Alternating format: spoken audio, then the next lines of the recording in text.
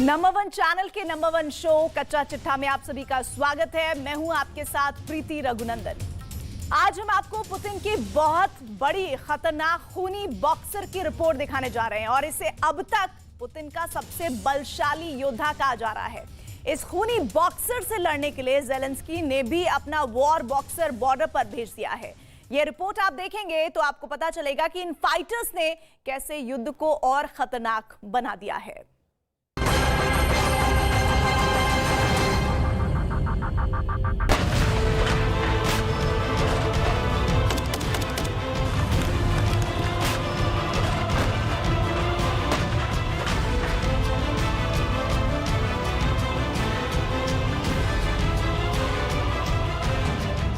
युद्ध में विजेता वही होता है जिसके पास सेनापति अच्छा होता है।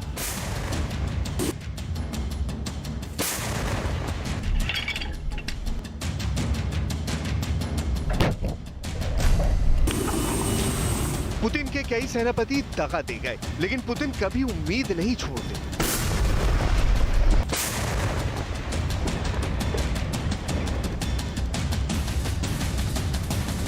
अब पुतिन ने रूस के सबसे खतरनाक और खौफनाक बॉक्सर्स पर अपना दांव लगा दिया है।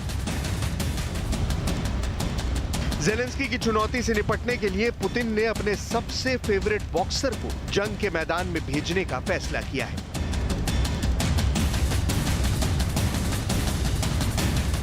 इस बॉक्सर का नाम है निकोलाई वैल्युएव। पूरी दुनिया की बॉक्सिंग हिस्ट्री का सबसे ऊंचा बॉक्सर, सबसे लंबा बॉक्सर,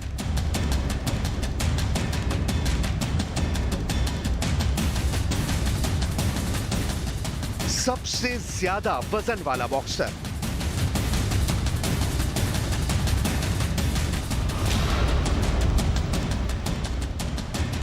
निकोलाई वैल्युएव।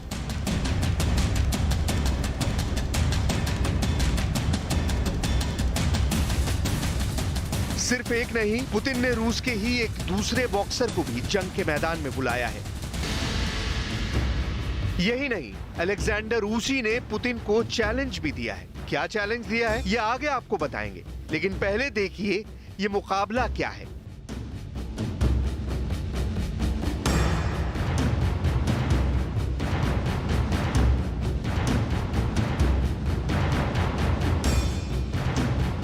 पुतिन ने दो बॉक्सरों को जंग के लिए बुलाया है, निकोलाई वैल्युएव और व्लादिमीर मिनेव। और ज़ेलेंस्की ने अपने बॉक्सर अलेक्जेंडर ऊसी को जंग के मोर्चे पर भेज दिया है। कौन सा बॉक्सर किस पर भारी पड़ेगा? सबसे पहले निकोलाई वैल्युएव की बात करते हैं।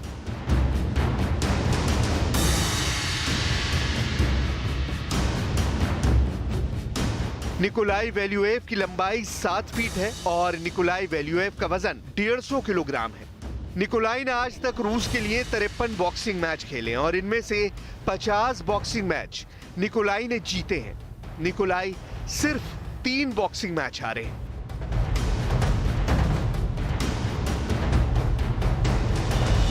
इसलिए निकोलाई पर पुतिन को जबरदस्त भरोसा है। पुतिन को यकीन है कि निकोलाई बॉर्डर पर जाएंगे और रूस का झंडा लहरा देंगे।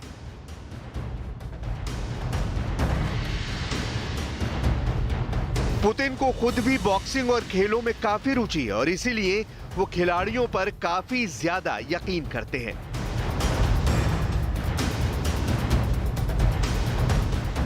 निकोलाई के भीमकाय रूप को देखते हुए दुनिया में निकोलाई को बीस्ट फ्रॉम द ईस्ट के नाम से जाना जाता है। निकोलाई ने पहली बार साल 2005 में WBA हेवीवेट खिताब जीता था। वैल्युएव ने 2 बार वर्ल्ड चैंपियन रहकर रूस का नाम रोशन कर दिया। बॉक्सिंग की रिंग में रूस का झंडा गाड़ने के बाद निकोलाई ने रूस की पॉलिटिक्स को ज्वाइन किया और सांसद बन गए। लेकिन यूक्रेन का युद्ध शुरू होने के 6 महीने बाद जब पुतिन यूक्रेन में बहुत मुश्किल घड़ी में फंसे हुए हैं और खार्किव, इज्यूम और लीमान में हारने के बाद पुतिन ने अपने सबसे भरोसेमंद बॉक्सर को यूक्रेन भेजने का फैसला किया है। निकोलाई वेल्युएव ने बयान दिया है कि मुझे भी पुतिन सरकार की तरफ से एक सम्मान मिला है। सवाल यह है कि क्या मैं जाऊंगा? बेशक, मैं अब रूस की सेना में भर्ती होने के लिए भर्ती कार्यालय जाऊंगा। अब मैं यूक्रेन के डॉनबास की यात्रा करूंगा। लेकिन पुतिन के सामने चुनौती बहुत बड़ी है, क्योंकि निकोलाई वेल्युएव तो अभी जाने की तैयारी ही कर रहे हैं। लेकिन ज़ेलेंस्की ने अपने बॉक्सर अलेक्जेंडर ऊसी को जंग में उतार भी दिया है। कितने खतरनाक है ऊसी, जरा उनका ये बायोडेटा देखिए। 2011 की वर्ल्ड चैंपियनशिप में अलेक्जेंडर ऊसी ने बॉक्सिंग में गोल्ड जीता। 2012 की चैंपियनशिप में भी ऊसी ने गोल्ड वाला मुक्का जड़ा।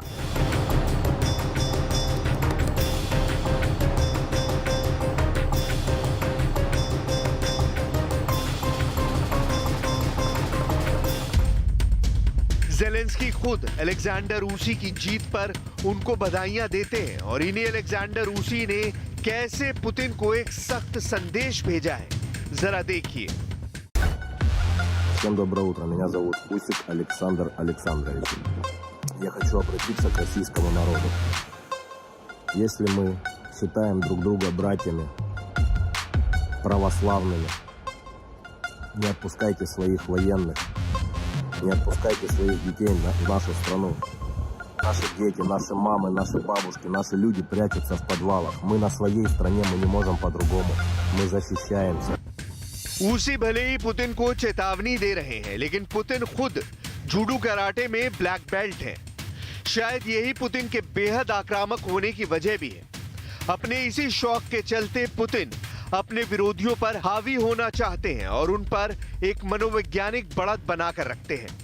लेकिन पुतिन से यूक्रेन के बॉक्सर अलेक्जेंडर ऊसी की दुश्मनी काफी पुरानी है। अलेक्जेंडर ऊसी का जन्म क्रीमिया के सिम्फरोपोल शहर में हुआ था। साल 2014 में पुतिन के इशारे पर रूस की फौजों ने क्रीमिया पर हमला किया था। पूरे क्रीमिया को पुतिन ने फतेह कर लिया था। क्रीमिया भी यूक्रेन का ही हिस्सा था। क्रीमिया पर हमले के बाद भी उस वक्त अलेक्जेंडर ऊसी ने खुद को शांत रखा। लेकिन जब फरवरी के महीने में यूक्रेन की राजधानी कीव पर मिसाइलें फटने लगी और जबरदस्त युद्ध छिड़ गया,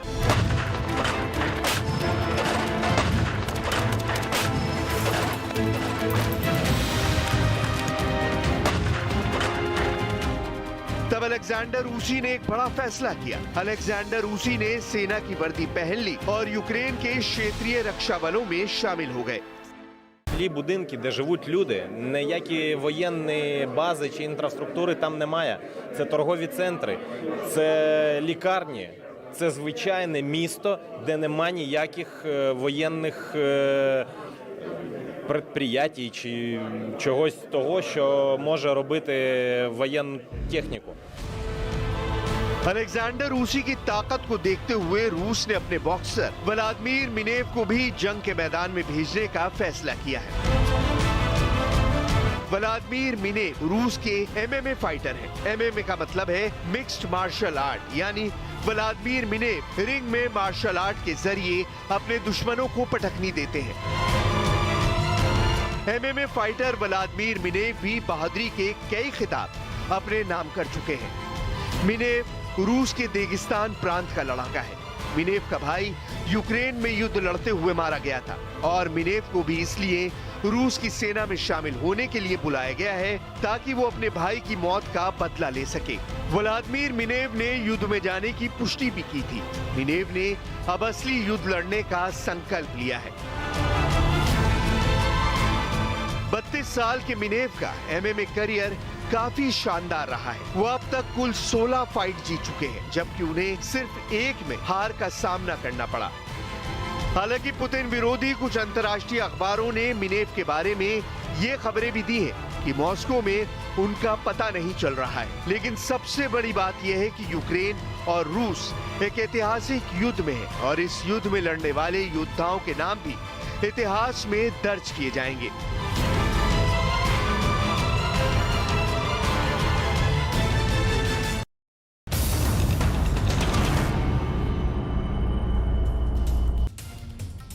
युद्ध के अलावा भी कहा जा रहा है कि एक और मैदान है जो तैयार हो रहा है इस वक्त, जहां दुनिया की दो बड़ी ताकतें आमने सामने होंगी। एक वर्चस्व बनाए रखने के लिए, दूसरा ये कहा जा रहा है वर्चस्व स्थापित करने के लिए। और ये युद्ध किस लिए लड़ा जाएगा, ये रिपोर्ट आप देखिए, आपको खुद इसका एनालिसिस समझ आएगा।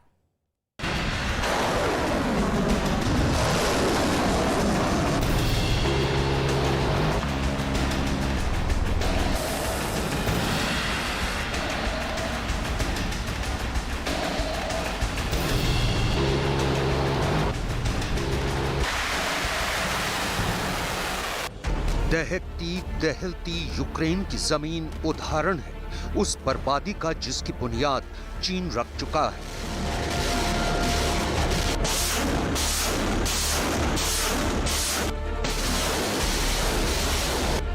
यूक्रेन जंग में जाती जानों की परवाह अगर शी जिनपिंग को होती तो चीन के जंगी जहाज, युद्धपोत, मिसाइलें ताइवान के पास मंडरा नहीं रहे होते।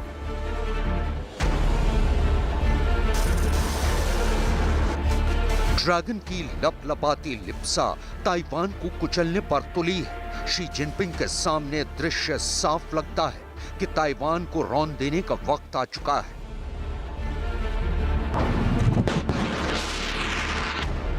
लेकिन ताइवान पर अटैक का मतलब है अमेरिका को युद्ध के लिए निमंत्रण देना।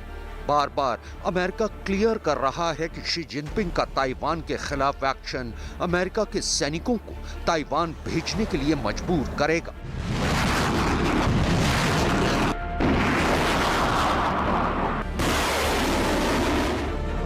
जाहिर है तब विनाश के अनगिनत और विभत्स दृश्य सामने होंगे जो यूक्रेन के युद्ध वाले भयावह दृश्यों से भी ज्यादा दुख देने वाले होंगे। शी जिनपिंग के ताइवान की ओर बढ़ते कदम इस बात का इशारा कर रहे हैं, लिहाजा एक बार फिर पेंटागन से direct Beijing loud and clear message भेजा गया है।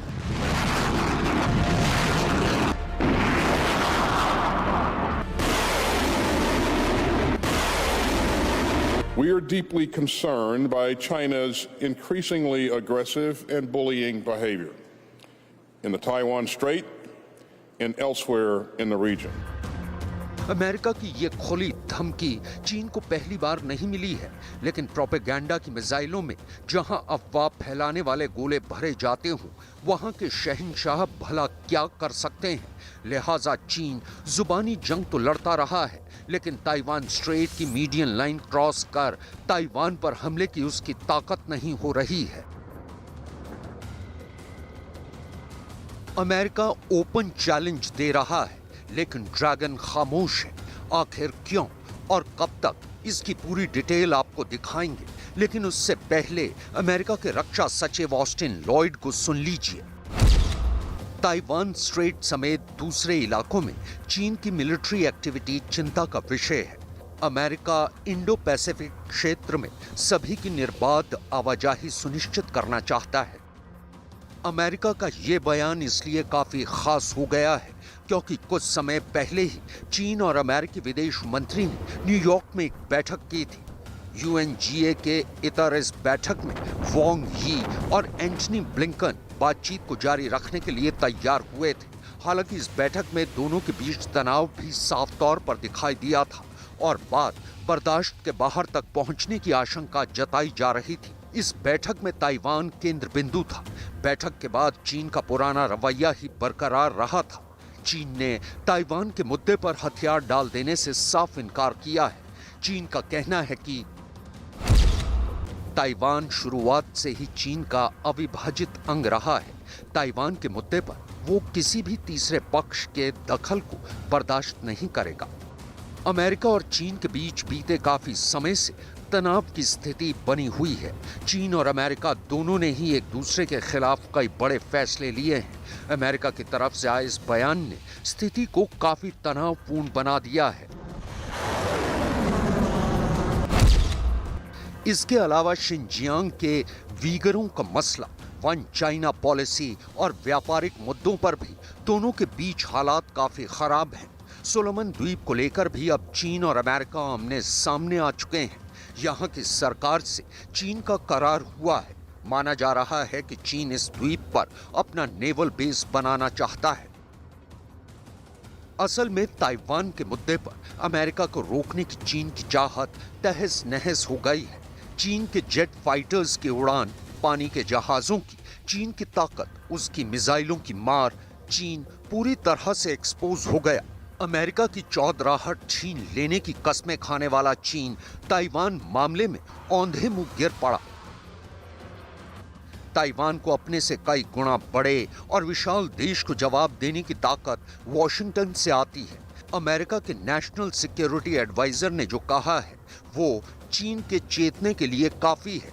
हथियारों का जिक्र आते ही अमेरिका ने ड्रैगन को खुल्लम खुल्ला कहा है कि हथियार ताइवान पहुंचते रहेंगे। वन चाइना पॉलिसी का वेलकम, लेकिन ताइवान को आत्मरक्षा का हक है। चीन कह चुका है कि ताइवान को हथियार देना बंद करे अमेरिका।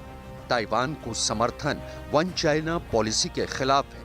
ताइवान चीन का हिस्सा है, लेकिन चीन की तमाम चेतावनियों और धमकियों का अमेरिका पर कोई असर नहीं हो रहा। ना तो अमेरिका के नेताओं का ताइवान यात्रा पर आना थम रहा है और ना ही अमेरिका से ताइवान को हथियारों की सप्लाई कम हो रही है। मामला अब इस मोड़ पर पहुंच गया है जहां बातचीत के दरवाजे बम की धमकियों से थर्राने लगे हैं। ताइवान मुद्दा अमेरिका और चीन के दरमियान नासूर बनता जा रहा है। दोनों ओर से बंदूक की संगीनें तनी हुई, एक चिंगारी और ऐसा धमाका कि पूरा एशिया दहल जाएगा।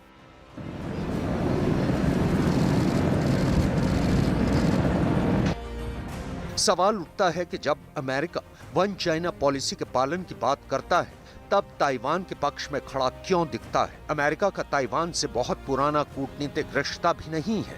न ही अमेरिका ताइवान को संप्रभु देश के तौर पर मान्यता देता है। फिर भी जो बाइडेन सरकार ताइवान को हथियारों का जखीरा क्यों पहुंचा रही है? ताइवान के लिए चीन जैसी शक्ति से लड़ने के लिए क्यों तैयार है? इन सवालों का जवाब ताइवान को लेकर चीन और अमेरिका के रिश्तों के बीच नहीं मिलेंगे। इनका जवाब मिलेगा ताइवान स्ट्रेट के पानी में, साउथ चाइना सी में, ईस्ट सी में, जापान के सेनकाकू द्वीप पर चीन के कब्जे की कोशिश में, और सबसे मुकम्मल जवाब मिलेगा चीन की नंबर 1 बनने की चाहत में। आप कह सकते हैं कि ताइवान तो ताजा सुलगता हुआ मुद्दा है जहां अमेरिका और चीन के पेंच फंसे हैं। असल में लड़ाई तो सोवियत संघ के विघटन के बाद एक ध्रुवीय विश्व व्यवस्था को बदलने की है। चीन के विस्तारवाद के मंसूबे का आखिरी मुकाम भी यही है। अमेरिका की यूनिपोलर वर्ल्ड ऑर्डर को बायपोलर वर्ल्ड में बदलना, यानी जिसमें अमेरिका हो तो हो, चीन भी रहे। शी जिनपिंग की यही चाहत उन्हें रूस के करीब ले जाती है, जापान को बीजिंग से धमकी दिलवाती है, साउथ चाइना सी में वर्चस्व स्थापित करने की कोशिश होती है, और अमेरिका जहां भी खड़ा होता है चीन वहीं सामने खड़ा मिलता है। वरना शी जिनपिंग ने कच्ची गोलियां नहीं खेली हैं कि अमेरिका से टकराने की मंशा पाले। ये दीगर बात है कि शी जिनपिंग और चीन दोनों इस हालात में नहीं हैं कि ताइवान के बहाने ही सही अमेरिका से डायरेक्ट दो हाथ कर सकें। 一个中国原则和中美3个联合公报规定，严重违背美方作出的不支持台独的重要承诺，向台独分裂势力发出严重错误信号。中方表示强烈不满和坚决反对，已向美方提出严正交涉。 शायद ताइवान पर अब तक चीन के हमला नहीं करने की सबसे बड़ी वजह यही है, और इससे चीन का ये स्टैंड भी क्लियर करता है कि चीन ताइवान पर अटैक तो करेगा, लेकिन 5 सालों के बाद यानी 2027 तब तक चीन ताइवान पर अमेरिका की शक्ति को कम करने की कोशिश करेगा, रूस से दोस्ती बढ़ाएगा और साउथ चाइना सी में अपने वर्चस्व का परचम लहराता नजर आ सकता है। तो क्या शी जिनपिंग ताइवान को होल्ड पर रख मौके का इंतजार कर रहे हैं, या यूक्रेन में नेटो और अमेरिका के कमजोर होने का इंतजार कर रहे हैं? क्योंकि चीन बहुत कंफ्यूजन फैलाता है, कभी पनडुब्बी उतारकर शक्ति का प्रदर्शन करता है, कभी फुजियान जैसी युद्धपोत का वीडियो रिलीज करता है, कभी वॉशिंगटन से शांति की बात करता है। लिहाजा 100% गारंटी के साथ ये कह पाना बहुत मुश्किल है कि शी जिनपिंग के दिमाग में ताइवान को लेकर इस वक्त क्या चल रहा है। लिहाजा ताइवान भी दम साधकर ड्रैगन से मुकाबले की तैयारी कर रहा है। ताइवान ने अपनी नौसेना में अपने पहले असॉल्ट शिप को शामिल किया है। ये जहाज अपने हथियारों की वजह से काफी खास है। इस जहाज के आने के बाद नौसेना के साथ साथ ताइवान की वायुसेना की ताकत में भी इजाफा हुआ है।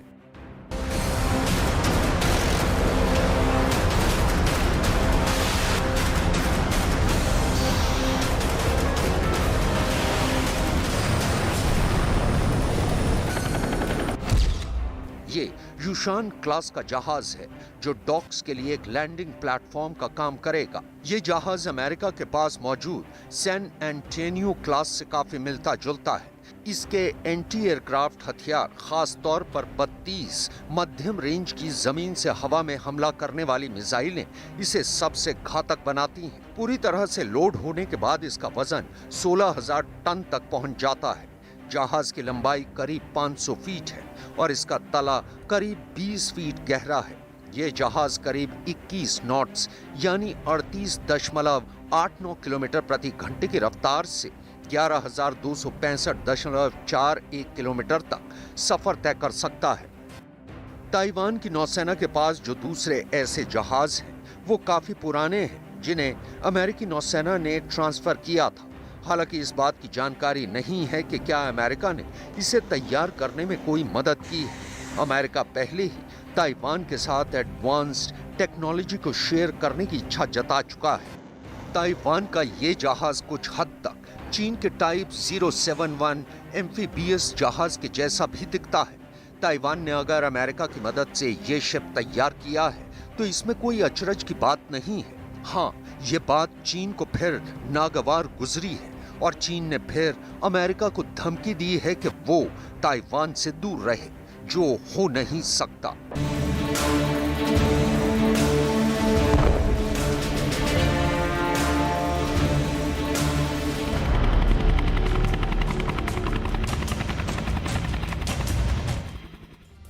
इंडिया के पवन पुत्र की बात कर लेते हैं। रूस ने अटैक हेलीकॉप्टर दिखाए, चीन ने भी अटैक हेलीकॉप्टर ताइवान के करीब पहुंचाया और इस बीच भारत का पवन पुत्र सेना में शामिल कर लिया गया है।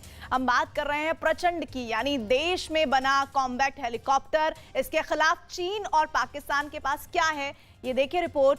आप 3 ऐसी बातें जानेंगे इस रिपोर्ट में जो बहुत ही चौंकाने वाली है।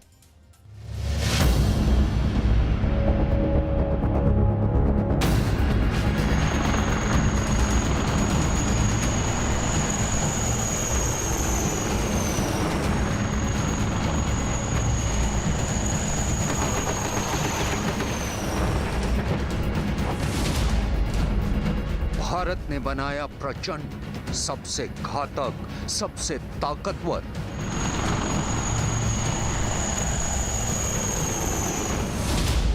तूफान है ये, आसमान में गरजता।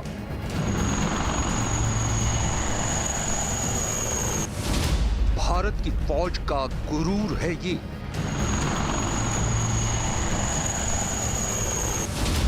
क्यों इस हेलीकॉप्टर को नाम दिया गया है प्रचंड?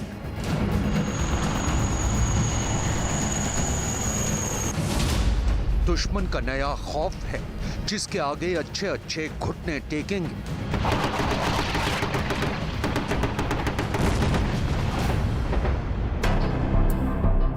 ये जहां पहुंचेगा दुश्मन भागेगा, ये जहां उड़ेगा दुश्मन के पर काटेगा।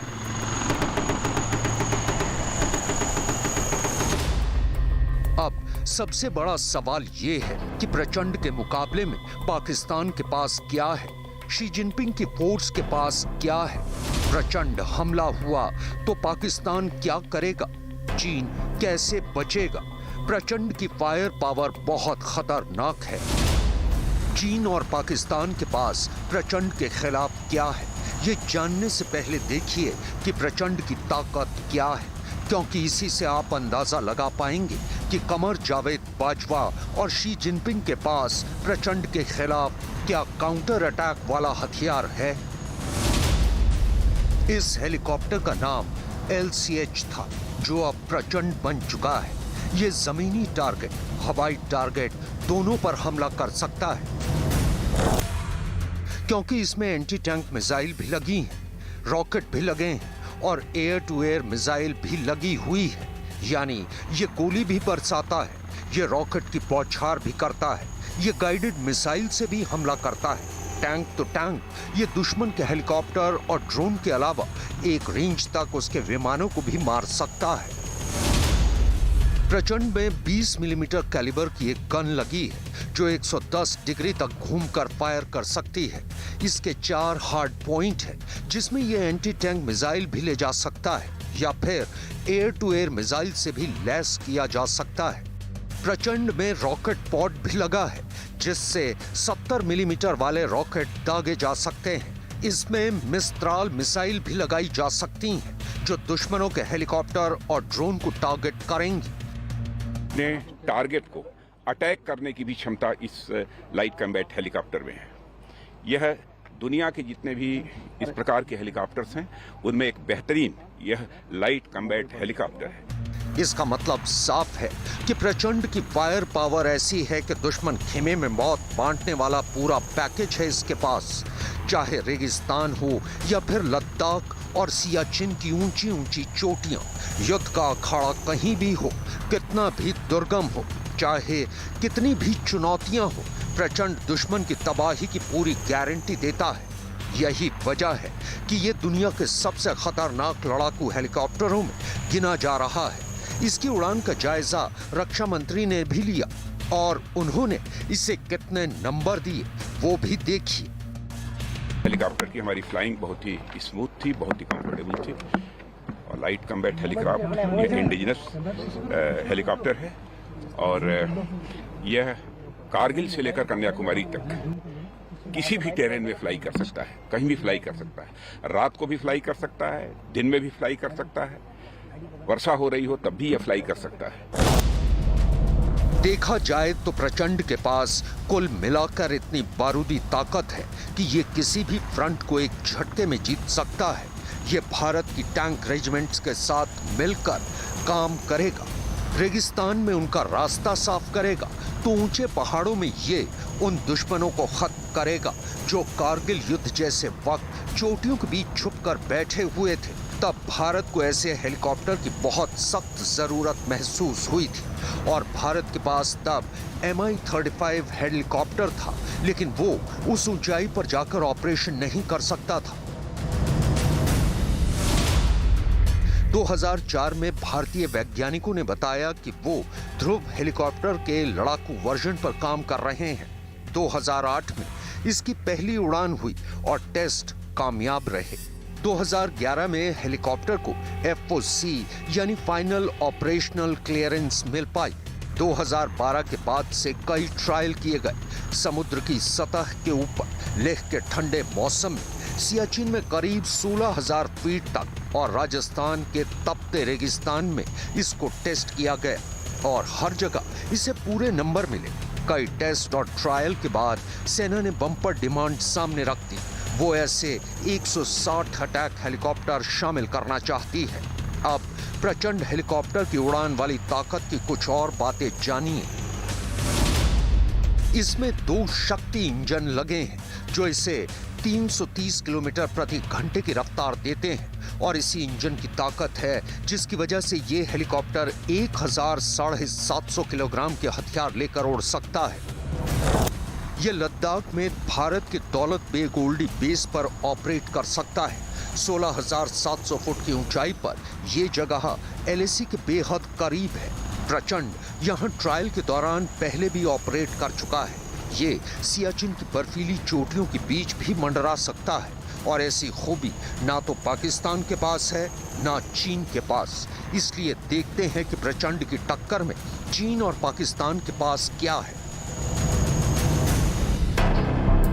पाकिस्तान के पास ऐसे 50 अटैक हेलीकॉप्टर हैं जो उसने 1985 में अमेरिका से खरीदे थे। पाकिस्तान का कोबरा हेलीकॉप्टर काफी पुराना वर्जन है। ये बहुत ही पुराने हेलीकॉप्टर है। पाकिस्तान का इसको अपग्रेड वाला प्लान भी लटका हुआ है। इसमें कोई शक नहीं कि कोबरा अच्छा हेलीकॉप्टर है, लेकिन अब तकनीक बदल रही है।